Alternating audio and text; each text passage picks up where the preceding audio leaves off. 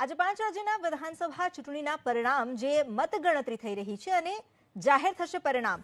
ચૂંટણી પંચના આંકડા મુજબ બંગાળની 278 બેઠકના વલણ આવી ચૂક્યા છે અને આ વલણ અનુસાર પશ્ચિમ બંગાળમાં ટીએમસી 194 બેઠક પર આગળ 196 બેઠક પર આગળ છે, જ્યારે ભાજપ એ 93 બેઠક પર આગળ ચાલી રહી છે. કોંગ્રેસ અત્યારે માત્ર 1 બેઠક પર આગળ છે તો અપક્ષ 2 બેઠક પર આગળ છે. 6 રાઉન્ડ બાદ પણ નંદીગ્રામ બેઠકથી મમતા બેનર્જી પાછળ છે. ચૂંટણી પંચના આંકડા જે આવી રહ્યા છે તે અનુસાર વલણમાં ટીએમસી ખૂબ આગળ છે. જો કે અહીં ઉલટફેર એ દેખાઈ રહ્યો છે કે ટીએમસી ભલે 196 બેઠક પર આગળ હોય પરંતુ નંદીગ્રામમાં મમતા બેનર્જી પાછળ છે. શુભેન્દુ અધિકારી જેઓ 7262 મતથી આગળ ચાલી રહ્યા છે. નાનો સૂનો તો ના કહી શકાય પરંતુ 7000 મત એ એટલીસ્ટ નોટેબલ કહી શકાય. ધીમનભાઈ, આ જે આંકડા છે આંકડામાં એ પણ જોવું રહ્યું, કારણ કે અત્યાર સુધીની જો વાત કરીએ 196 નો આંકડો અત્યારે દેખાય છે વલણમાં, અને જો છેલ્લા 49 વર્ષનો ઇતિહાસ જોઈએ બંગાળમાં તો આ બીજી વાર હશે કે જે બહુમત છે એ 200 ની અંદર છે અત્યારે. જો કે આ વલણ છે એ પાકું. બંગાળમાં તમે જો બહુમત માટે 148 સીટ તમારે જોઈએ, જો સરકાર બનાવી તો સિમ્પલ મેજોરિટીથી તો 148 થી તો 50 થી વધારે સીટોથી મમતા આગળ છે. મમતા એટલા જો કે ના કહેવું જોઈએ, કારણ કે મમતા પોતે પાછળ છે નંદીગ્રામમાં, ટીએમસી આગળ છે પશ્ચિમ બંગાળમાં, અને બીજેપીએ એડી ચોટીનું જોર લગાવ્યું, આખા દેશને કોરાણે મૂકી દીધો, કોરોનાના રામ ભરોસે મૂકી દીધો. આમ છતાં બંગાળમાં બીજેપી હજી જો 95 ની અંદર છે. 196, 98 તમે જુઓ તો ટીએમસી છે ને બીજેપી, મોદી, અમિત શાહ બધા ભેગા થઈને 95 ની અંદર જો હોય તો આ આંકડામાં હવે કોઈ બહુ મોટો ફેરફાર થવાની સંભાવના હું જોતો નથી. પ્લસ માઇનસ થોડું આગળ પાછળ થઈ શકે, પણ બીજેપીમાં કોઈ બીજેપી માટે કોઈ ચમત્કારિક પરિણામો જો જુગલજી જે રીતે આશા સેવે છે પોઝિટિવલી, જો કે પોઝિટિવ શબ્દનો પ્રયોગ કોરોનામાં ના કહેવાય, બહુ ખતરનાક શબ્દ છે પોઝિટિવ, તો જે આશા જુગલજીને બીજેપી સેવે છે એ પ્રમાણનો કોઈ ચમત્કાર બંગાળમાં થાય એવું હાલના તબક્કે લાગતું નથી. આસામમાં 100% બીજેપીની સરકાર બનશે, પોંડિચેરીમાં બીજેપીની સરકાર બનશે, જેનું કોઈ રાજકીય મહત્વ નથી, એક કેન્દ્ર શાસિત નાનો ચણીબોર જેવો પ્રદેશ છે. અને કેરાલામાં સ્વાભાવિક બીજેપી માટે કોઈ આશા કે ઉમેદ હતી નહીં, તામિલનાડુમાં પણ આશા હતી નહીં.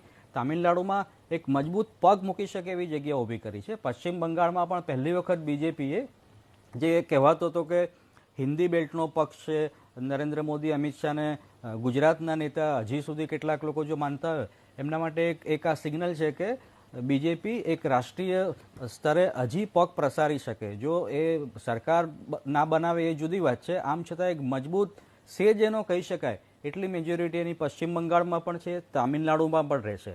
એટલે માત્ર હિન્દી બેલ્ટ ઉપરાંત પૂર્વમાં અને દક્ષિણમાં પણ બીજેપીનો આ એક પ્રકારનો પ્રસાર છે. બિલકુલ. હવે સાથે દીપલ ત્રિવેદી પણ જોડાયેલા છે. દીપલ, આપ જણાવો, આપ તો રાજકીય વિશ્લેષક છો, અત્યારની સ્થિતિનું વિશ્લેષણ પણ આપે કરી લીધું હશે, તો પશ્ચિમ બંગાળમાં આ ઉલટફેર, ટીએમસી આગળ છે પણ મમતા બેનર્જી પાછળ છે, આને કેવી રીતે જોશો?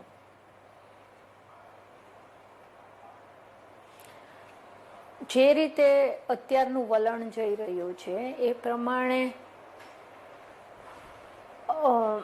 ભાજપે જે મહેનત કરી પશ્ચિમ બંગાળમાં, ખાલી ભાજપે જ નહીં, ભાજપ પ્રેરિત ઇલેક્શન કમિશન, સીબીઆઈ, ઈડી, બીજી ઘણી બધી સેન્ટ્રલ એજન્સીઝ જે ભાજપ તરફ જે કામ કર્યું, એના કારણે ભાજપ અત્યારે એવું લાગે છે કે 95 સીટો મેળવશે. પણ આપણે જે 95 સીટો પણ જે ભાજપને આવી રહી છે તેની માટે આપણે હજારો લોકોના જાન ગુમાવ્યા છે, કારણ કે ભાજપ જે કેન્દ્રમાં આપણી ઉપર શાસન કરે છે તેમણે કોરોના વાયરસ નેવે મૂકીને, કોરોના વાયરસનું જાણે અસ્તિત્વ જ ના હોય તેવી રીતે જે ચૂંટણીઓ અને પશ્ચિમ બંગાળમાં ધ્યાન આપ્યું, અને છતાં પણ જો 95 સીટોથી જ અત્યારે એમનું જે વલણ દેખાઈ રહ્યું છે એ શરમજનક છે. અને મમતા બેનર્જી જે પાછા ચાલી રહ્યા છે ગાંધીગ્રામમાં, મને એટલું મહત્વનું નથી લાગતું, કારણ કે જો એ મેજોરિટી કરીને પશ્ચિમ બંગાળમાં જીતી જશે તો કોઈ પણ સીટ ઉપરથી આવતા મહિનાઓમાં એ છૂટાઈ શકે છે. એટલે પશ્ચિમ બંગાળ મને એવું લાગે છે કે અત્યારના વલણ જોતા કે ટીએમસી જ સરકાર બનાવશે અને ભાજપ માટે આ એક સારી વાત છે કે એમણે તામિલનાડુ જેવા રાજ્યમાં કે પોંડિચેરીમાં જે ભાજપ પહેલા હિન્દી હાર્ટલેન્ડની પાર્ટી ગણાતી. હિન્દી હાર્ટલેન્ડ એટલે મહારાષ્ટ્રથી લઈ કર્ણાટકાથી લઈ અને આપણે ઉપર જઈએ તો પંજાબ સુધીની. પણ પછી એમણે જે રીતે જમ્મુ કાશ્મીર માં એકવાર ઇલેક્શનમાં સાથે સરકાર બનાવી હતી અને હવેથી જે એ સાઉથમાં એન્ટ્રી જે તામિલનાડુમાં એણે એક મહત્વના પક્ષ તરીકે જે આગળ જીતી રહી છે તેમાં એની માટે ક્રેડિટ નરેન્દ્ર મોદી અને ભાજપને આપવી જ પડે. પણ સાથે સાથે અત્યારે શું પોલિટિક્સનો ટાઈમ છે એટલે આઈ એમ એકચ્યુઅલી વેરી અનહેપી કે જે પણ રિઝલ્ટ આ બધી મહેનત કરી, જો આટલી જ મહેનત ભાજપે કોરોના વાયરસ માટે કરી હોત તો ભારત અત્યારે જે સ્થિતિમાં છે એ ના હોત. બિલકુલ, કોરોનાની મહામારીને કારણે ચૂંટણીને આપણે ખરેખર લોકશાહીનો પર્વ ન કહી શકીએ, અત્યારે એ સ્થિતિ ઊભી થઈ છે. ખેર, અમારી સાથે વરિષ્ઠ પत्रकार शत्रुघ्न शर्मा પણ જોડાયેલા છે. शत्रुघ्न जी, बंगाल में हिंसा की राजनीति, ये शब्द प्रयोग बहुत बार हुआ है. फिर भी अगर अभी हम रुझान देखें तो यहाँ पे एक चीज ये उठ के आ रही है, टीएमसी भले ही सरकार बना ले, लेकिन अगर यही चलता रहा रुझान तो ममता बनर्जी का जो चेहरा था टीएमसी के आगे वो कहीं पे ऐसे धुंधला रहा है. क्या असर दिखेगा? देखिए, अगर कोई भी पार्टी किसी स्टेट में 2/3 से अधिक सीटें जीत करके आ रही है तो एक सिंगल सीट पर किसी बड़े नेता का या मुख्यमंत्री की उम्मीदवार हैं ममता बनर्जी, उनका हारना कोई ज्यादा मायने नहीं रखता है. 200 में से किसी भी एक सीट पर ममता बनर्जी 6 महीने के अंदर दोबारा चुनाव लड़ सकती है और कोई भी विधायक उनके लिए सीट खाली कर देगा. सबसे बड़ी बात यह है कि 5 राज्यों के चुनावों में बीजेपी ने सबसे ज्यादा ध्यान और सबसे ज्यादा जो रणनीतिक रूप से काम किया गया वो पश्चिम बंगाल था. पश्चिम बंगाल में बीजेपी के पार्टी के साथ हर एक फ्रंट लाइन जो ऑर्गेनाइजेशन थे उनके कार्यकर्ताओं ने भी कई महीने वहां काम किया है. लगातार चुनाव प्रचार और वहां पर प्रचार प्रसार के बावजूद भाजपा सत्ता में वहां नहीं आ रही है, जबकि पूरी ताकत उन्होंने इस चुनाव में झोंक दी थी.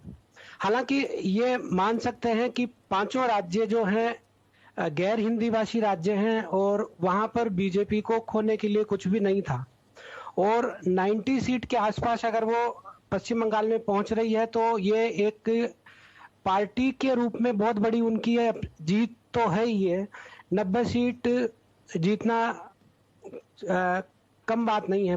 भले सत्ता से वो दूर है, लेकिन गैर हिंदी भाषी राज्यों में अगर उन्होंने ये जो सफलता हासिल की है तो निश्चित तौर पर ये मानना चाहिए कि पार्टी को उन्होंने पहुंचा दिया है. 5 राज्यों में आप देखेंगे तो तमिलनाडु दूसरा सबसे बड़ा स्टेट है, वहां पर सत्ता परिवर्तन हो रहा है और पुडुचेरी जो छोटा सा एक केंद्र शासित है वहां पे सत्ता परिवर्तन हो रहा है. बाकी असम में, पश्चिम बंगाल में और केरल में लेफ्ट अपनी सत्ता बरकरार रख रहा है. पश्चिम बंगाल में टीएमसी और असम में बीजेपी. तो गैर हिंदी भाषी राज्यों में अगर बीजेपी अपना परफॉर्म कर रही है, सुधार रही है, जैसा कि अभी एबीपी पे ही ये अनाउंस हुआ था कि टीएमसी वहां पे 48% वोट हासिल कर रही है और कांग्रेस बीजेपी जो है 37% वोट हासिल कर रही है. तो अपने आप में बीजेपी को इसमें संतोष करने जैसी ही बात है, क्योंकि जिस तरीके का जो नेचर है पश्चिम बंगाल का वो हिंदी भाषी राज्यों से बिल्कुल उलट है. बीजेपी ने पूरी जो चुनाव की जो रणनीति थी या वहां पे इनका जो कैंपेन था वो हिंदी भाषी राज्यों की तरह ही उन्होंने वहां पे लीड किया था और सीधा कहें तो एक हिंदुत्व वाला एजेंडा जो बीजेपी ने वहां पे सामने रखा था वो वहां पे काम नहीं आया है. दरअसल ममता बनर्जी ने जो पश्चिम बंगाल के माँ, माटी और मानुष का जो नारा दिया था, इस बार भी बंगाल में उनका रणनीति और उनका नारा चल गया है। भले वो खुद हार रही हो, लेकिन अभी देखिए जब तक शाम तक परिणाम आएंगे तब तक क्या रहता है। 7,000 वोटों का अंतर है शुभेंदु अधिकारी और ममता बनर्जी के बीच में। अब अगले राउंड में कौन से वार्ड और कौन से एरिया की ईवीएम खुलती है वो तो देखने के बाद ही पता चलेगा। બિલકુલ મોરવા लेकिन હડફની लेकिन પેટા एक ચૂંટણીમાં चीज પણ मैं और અત્યારે जोड़ दूं इसमें जी। कि जो पश्चिम बंगाल में मतों का ध्रुवीकरण नहीं हो सका है, ये हम सीधे सीधे मान रहे हैं। अब से पहले ये माना जा रहा था कि मतुआ जो समुदाय है, मारवाड़ी समुदाय है और शेड्यूल कास्ट जो है वो बीजेपी की तरफ आ गया है पूरी तरह। लेकिन जिस तरीके के जो रुझान दिख रहे हैं उसमें ये बिल्कुल नजर नहीं आ रहा है कि मतुआ, मारवाड़ी और शेड्यूल कास्ट जो कम्युनिटी है उसने बीजेपी के का साथ दिया है। બિલકુલ તો અત્યારે જે પશ્ચિમ બંગાળનું ચિત્ર છે એ તો કંઈક આ રીતનું છે અને અહીં એ પણ જાણવાની વાત છે કે જ્યારે અમે પહેલા આંકડા બતાવ્યા હતા તો ટીએમસી એ 196ની આસપાસ બઢતમાં હતી અને બીજેપી અને સહયોગી દળે લગભગ 93-94 પર હતા, પરંતુ જુગલજી અત્યારે પાછા આંકડા બદલાઈ ગયા છે। હું એવું કહી શકીશ કે કદાચ થોડી સેકન્ડમાં જે આંકડા બદલાઈ રહ્યા છે, આટલી મહેનત કરી ત્યારબાદ પણ 83 બેઠક અત્યારે આગળ ચાલી, 83 બેઠક પર આગળ છો, તો મહેનતનું હજુ ફળ મળશે? આ જ સફળતા છે કે હજુ સત્તા મેળવવાની જીતની આશા છે? આમાં જુઓ, એક વસ્તુ છે કે અમે 3માંથી 83 પહોંચ્યા છીએ, એટલે કંઈક ને કંઈક અમે જે પ્રમાણે મહેનત કરી છે એ પ્રમાણે અમે આગળ વધ્યા છીએ। જ્યાં અમારું કોઈ ગ્રાઉન્ડ નહોતું, જ્યાં કોઈ જગ્યાએ અમારો જનાદેશ નહોતો, ત્યાં આગળ અમે એ લેવલે તો પહોંચી ગયા છીએ કે ભાઈ આજે અમારી ત્યાં આગળ અમારું સ્ટેન્ડ બનાવી ચૂક્યા છીએ। હવે રહી ધીરે ધીરે આ બધા રૂઝાનો જેમ જેમ આવી જશે એમ સમય જ બતાવી શકવાનું છે। હું એમ કહી દઈશ કે ભાઈ ફલાણો જીતી જશે, ફલાણી પાર્ટી હારી જશે, એના કરતાં આપણે થોડો સમયની રાહ જોઈએ અને એ પ્રમાણે આપણે આગળ વાત કરીએ તો વધારે સારું રહેશે। બિલકુલ દીપલ, ખેલા હોબે કરીને પશ્ચિમ બંગાળમાં આખું એક અભિયાન ચાલી ગયું। મમતા બેનર્જીએ ખેલા હોબે કરીને મોરચો માંડી દીધો। હવે આ મોરચામાં કોની જીત એ નક્કી થઈ જશે આજના દિવસમાં પરિણામ બાદ, પરંતુ તેમ છતાં જનતાને શું લાગે છે?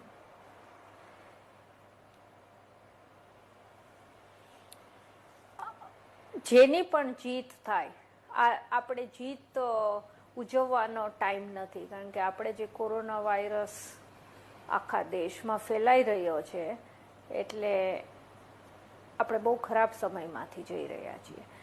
પશ્ચિમ બંગાળ હોય કે પછી આસામ હોય, આપ જે હમણાં વાત કરી રહ્યા હતા એના ઉપરથી મારું અર્થઘટન એવું છે કે ગમે તે રાજ્યમાં જ્યાં લોકલ લીડર ખૂબ જ સ્ટ્રોંગ હોય તેની ઓવરઓલ જીત દેખાઈ રહી છે। આપણે જો આસામમાં જોઈએ, જે આ ભાજપને ખૂબ જ ફાયદો થઈ રહ્યો છે, તો જે મિત્ર જૂથ, ત્યાંનું જે અલાયન્સનું નામ મિત્ર જૂથ કર્યું, તો જો ભાજપને લોકલ અલાયન્સીસ ખૂબ કામ આવી રહ્યા છે।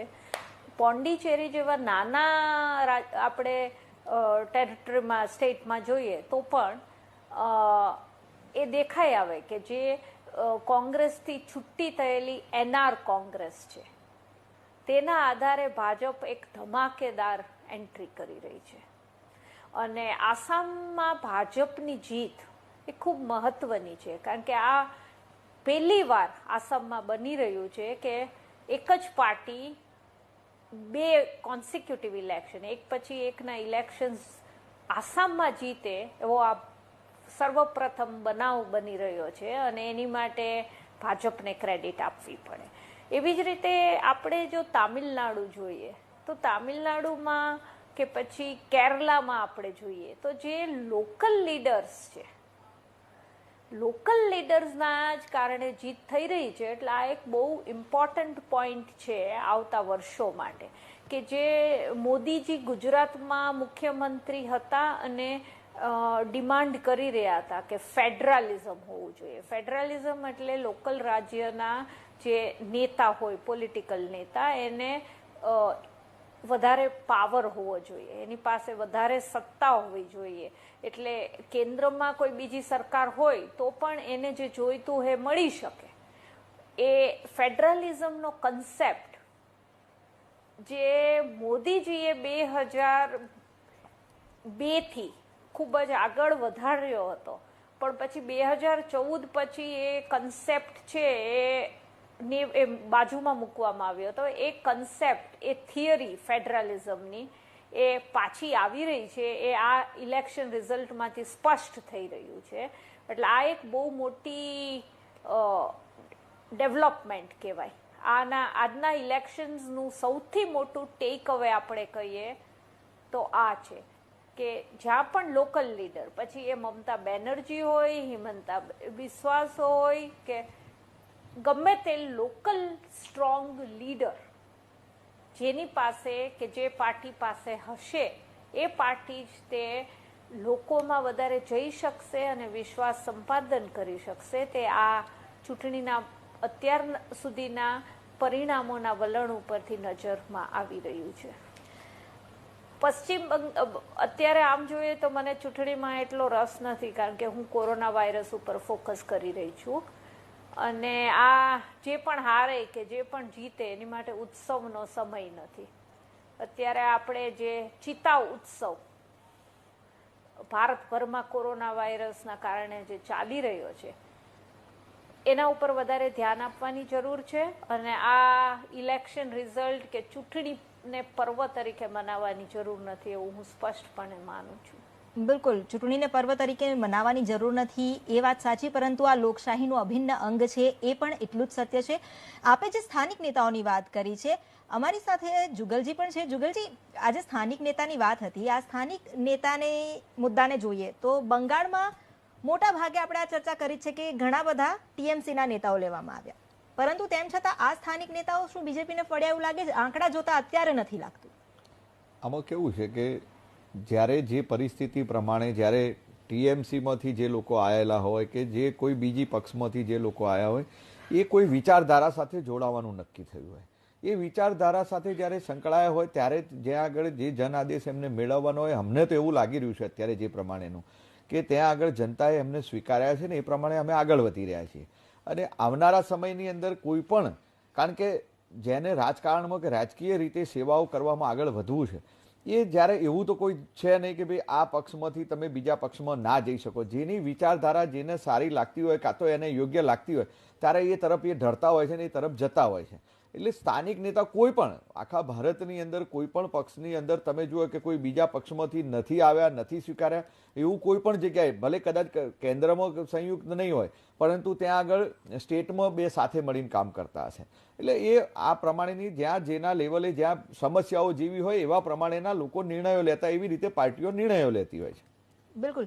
शत्रुघ्न जी, नंदीग्राम में शुभेंदु अधिकारी जो बढ़त पे है, तो क्या ये मान सकते हैं कि यहाँ पे स्थानिक नेता की जीत का दारोमदार ही बीजेपी या टीएमसी की जीत पे है? क्योंकि शुभेंदु अधिकारी पहले भी टीएमसी के चेहरे रहे थे लेकिन अब बीजेपी के चेहरे हैं.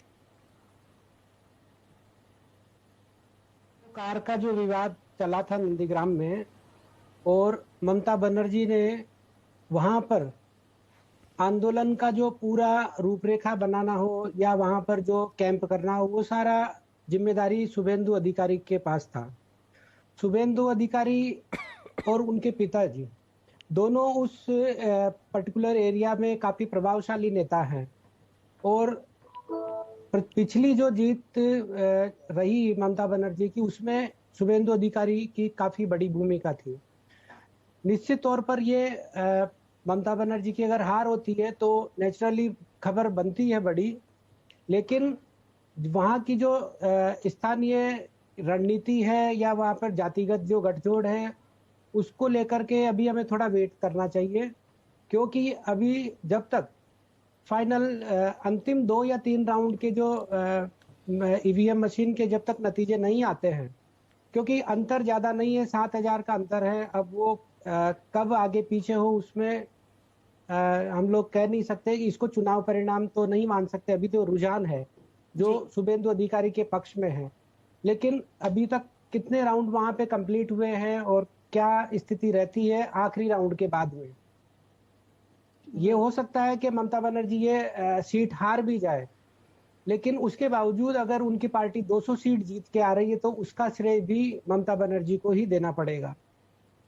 एक जो मैं 2-3 सीटें जो खासकर बताऊं आपको, बाबुल सुप्रियो बीजेपी के वहां पे बड़े नेता हैं और केंद्र में मंत्री भी हैं, वो खुद टालीगंज से पीछे चल रहे हैं.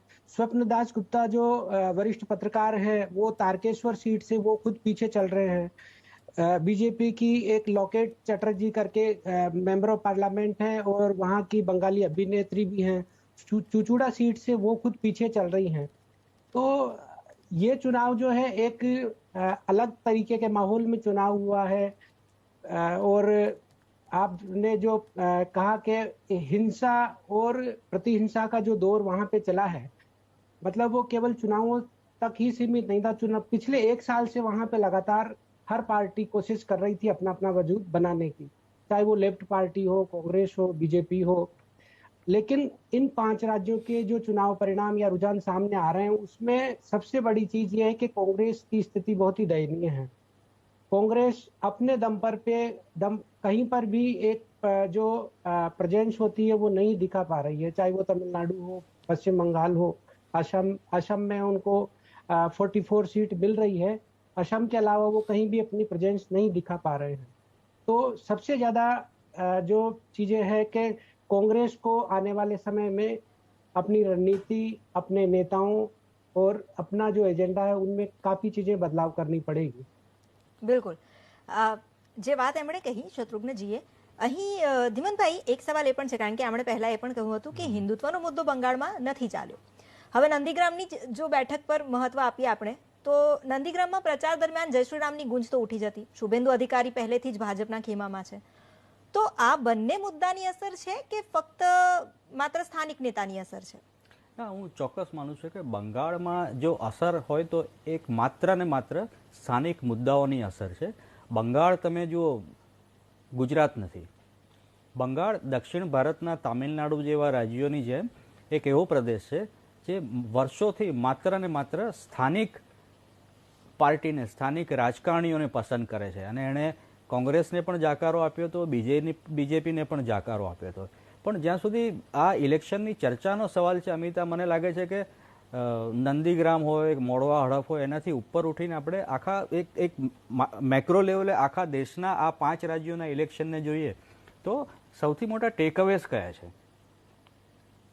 ખાસ કરીને બંગાળના ઇલેક્શનના જે અત્યારના વર્તારો છે એ મને નથી લાગતું કે એમાં કોઈ બીજો ચમત્કાર થાય. અને એ ચમત્કાર નહીં થાય હું બહુ કોન્ફિડન્ટલી એટલા માટે કહી શકું છું કે આપણે ડિબેટના જે મારા કો પેનલિસ્ટ છે, જુગલજી ઠાકોરનો ટેમ્પો છે એ પણ તમે જુઓ પહેલાં કરતાં ડાઉન થયો છે. 11 વાગે જેટલા ઉત્સાહમાં અને ફોર્મમાં હતા એટલા અત્યારે નહીં, થોડા ગ્રાઉન્ડ ઉપર આવ્યા એવું મને અહીંયા લાગે છે સ્ટુડિયોમાં. મેઇન આપણે જે ટેકઅવેઝની વાત કરતા હતા, 2 ટેકઅવેઝ મારી દ્રષ્ટિએ સૌથી અગત્યના છે દેશ માટે. ટેકઅવે નંબર 1 કે અત્યાર સુધી જે ઈવીએમના ગોટાળાની ચર્ચા ચાલતી હતી કે મોદી બહુ મોટા જાદુગર છે, અમિત શાહ બહુ મોટા જાદુગર છે અને ઈવીએમમાં કંઈક ચાંપોની છેડછાડ કરી અને ધારે તે રિઝલ્ટ લાવી શકે છે. બંગાળના ઇલેક્શનના રિઝલ્ટે રાધર ઇલેક્શનના જે ટ્રેન્ડ્સ અત્યારે રિઝલ્ટના આવે છે એને ફરી એકવાર પુરવાર કરી દીધું છે કે આ ઈવીએમની ચર્ચાનો હવે અંત આવવો જોઈએ. ઈવીએમના ગોટાળાથી જો ધારે એમ કરી શકતા હોત મોદી અને અમિત શાહ તો બંગાળમાં આ પરિણામ ના હોત. દિલ્હીમાં કેજરીવાલ કોઈ દિવસ સરકાર ના બનાવી શકત. અને બીજા ઘણા એવા રાજ્યો આપણી પાસે. ટેક હવે નંબર 2 એ ઈવીએમ કરતાં બી વધારે મોટો એટલા માટે છે કે હવે જરૂર છે દેશે એક લોકમત ઊભો થાય જબરજસ્ત જુવાળની જેમ અને મોટો બંધારણીય સુધારો કરવામાં આવે કે કોઈ પણ ઇલેક્શન હોય એમાં વડાપ્રધાન હોય, એમના કેન્દ્રીય મંત્રીઓ હોય કે રાજ્યના કોઈ બી ચૂંટાયેલા પ્રતિનિધિ હોય, એમણે પ્રચારમાં ભાગ લેવા ઉપર બેન મૂકવો જોઈએ. માત્ર ને માત્ર પાર્ટી ઇલેક્શન લડે. પશ્ચિમ બંગાળનું ઇલેક્શન હોય તો જેપી નડ્ડા, બીજેપી પાર્ટી અને એમના પાર્ટીના જે ઓફિસ બેરર્સ છે એ લોકો પ્રચાર કરે, પણ વડાપ્રધાન આખો દેશ રેઢો મૂકી અને પશ્ચિમ બંગાળમાં રેલીઓ કરે, રેલા કરે, એ મને લાગે ભારત જેવા બનાના રિપબ્લિક બનવા આગળ વધતા દેશમાં જ શક્ય બને કે દેશ આખો રામ ભરોસે હોય કોરોનામાં અને વડાપ્રધાન પોતે ગૃહપ્રધાનની તો વધારે જવાબદારી છે. ઓક્સિજનથી માંડીને હોસ્પિટલોની બધી વ્યવસ્થા કરવાની દેશમાં. ગૃહ એટલે દેશની અંદરની વાત. એ પોતે આખો દેશ રેઢો મૂકી અને પશ્ચિમ બંગાળમાં રેલીઓ કરે, વહીવટો કરે. સંપૂર્ણ એમનું ફંડ છે એ પશ્ચિમ બંગાળમાં ઝોકી દેવામાં આવે. દેશમાં લોકોને ભલે ઓક્સિજન ના મળે, ઓક્સિજન વગર બત્રા હોસ્પિટલમાં લોકો મરી જાય, અમદાવાદની ધન્વંતરી હોસ્પિટલની બહાર લોકો લાઈનમાં મરી જાય. એટલે એક લોકમત બનાવવાની જરૂર છે.